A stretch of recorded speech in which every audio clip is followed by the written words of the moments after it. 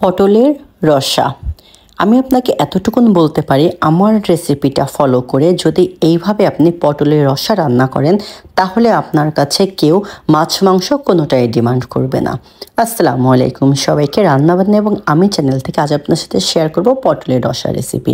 তো এই জন্য প্রথমে আমি পটল নিয়ে নিয়েছি। পটলগুলোর খোসা ছাড়িয়ে এভাবে হাফ হাফ করে কেটে নৌকার মতো করে নিয়েছি এবং ভেতরের অংশগুলো চামচ দিয়ে আলাদা করে নিয়েছি। এটা আমি এখন ব্লেন্ড করে নিব। পটলের ভেতরের অংশগুলো নিয়ে নিলাম।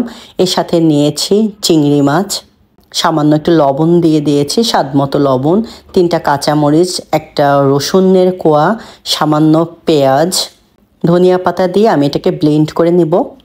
ব্লেন্ডারে ব্লেন্ড করে নিব। আমি একটু সামান্য পানি দিয়ে দিয়েছি, এই জন্য একটু নরম হয়েছে, তাই আমি একটা সেদ্ধ আলু দিয়ে দিয়েছি এটাকে ঘন করার জন্য। এরপরে আমি পটলগুলো নিয়ে নিয়েছি, নিয়ে এই পুরগুলো ভেতরে দিয়ে সমান করে নিয়ে এইভাবে পটলগুলো সবগুলো পটল রেডি করে নিব। আমি আলু ব্যবহার করছি। আপনারা যদি পাটাতে এই পুরটা রেডি করেন তাহলে হয়তো বা আলুর প্রয়োজন হবে না, তখন এমনিতে এটা খুবই ঘন হবে এবং এটা আপনার সুন্দর করে নৌকার মতো করে নিতে খুবই ভালো হবে। তো প্রতিটা পটলে আমি পুরগুলো দিয়ে নিয়েছি। তো এই ফাঁকে আরেকটা মশলা রেডি করব। পেঁয়াজ নিয়ে নিয়েছি হাফ কাপ পরিমাণে, এর মধ্যে সামান্য একটু কাঁচা বাদাম নিয়েছি, নিয়ে আমি ব্লেন্ড করে পাশে সরিয়ে রাখবো। এরপরে একটা কড়াইতে তেল দিয়ে আমি পটলগুলো এপিট ওপিট করে ভেজে নিব। আমার ভিডিওটা যদি ভালো লেগে থাকে অবশ্যই একটা লাইক দিয়ে আমার চ্যানেলের পাশেই থাকবেন। তো এইভাবে লাল লাল করে একেবারে এপিট ওপিট করে পটলগুলো খুব ভালো করে ভেজে নিব।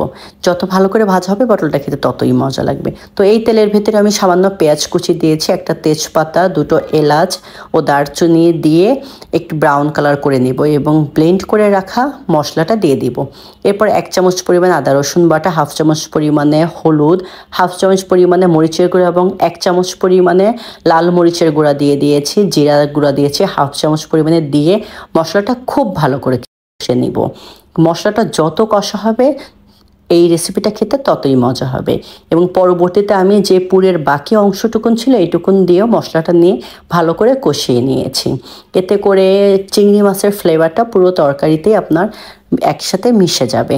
তো এরপর আমি পটলগুলো ভেজে রাখা পটলগুলো দিয়ে দিয়েছি, দিয়ে খুব ভালো করে নেড়ে চেড়ে একটু কষিয়ে নিব, যাতে করে মশলা এবং পটলটা একই ফ্লেভারফুল হয়ে যায়। তো হয়ে গিয়েছে আমার মশলাটা একেবারে কষানো পটল সহ।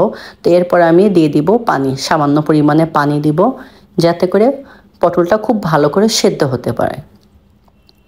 পটলটা সেদ্ধ হয়ে গেলে সামান্য পরিমাণে চিনি দিয়ে দিয়েছি ব্যালেন্স করার জন্য, এবং জিরার গুঁড়া, টালা জিরার গুঁড়া দিয়ে দিয়েছি, এবং সর্বশেষে দিয়ে দিব সামান্য একটু ঘি এর স্বাদটাকে অনেক গুণ বাড়িয়ে দেবে। তো অলমোস্ট হয়ে গিয়েছে আমার রান্না। আমি জাস্ট এখন চুলাটা বন্ধ করে দিব এবং এখন জাস্ট আমার তরকারির চেহারাটা দেখেন, মাশাআল্লাহ কত চমৎকার লাগছে দেখতে। তো এরপরে যথারীতি আমি চমৎকার করে সার্ভ করে নিয়েছি। এই আইটেমটা আপনারা পোলাও অথবা ভাত সব কিছুর সাথেই খুব অনায়াসে সার্ভ করতে পারবেন। পোলাওর সাথে বেস্ট হবে। আমার চ্যানেলটা সাবস্ক্রাইব করে আমার চ্যানেলের পাশেই থাকবেন এবং অবশ্যই রেসিপিটা ট্রাই করে আমাকে কমেন্ট করবেন। ভালো থাকবেন সবাই, আল্লাহ হাফেজ।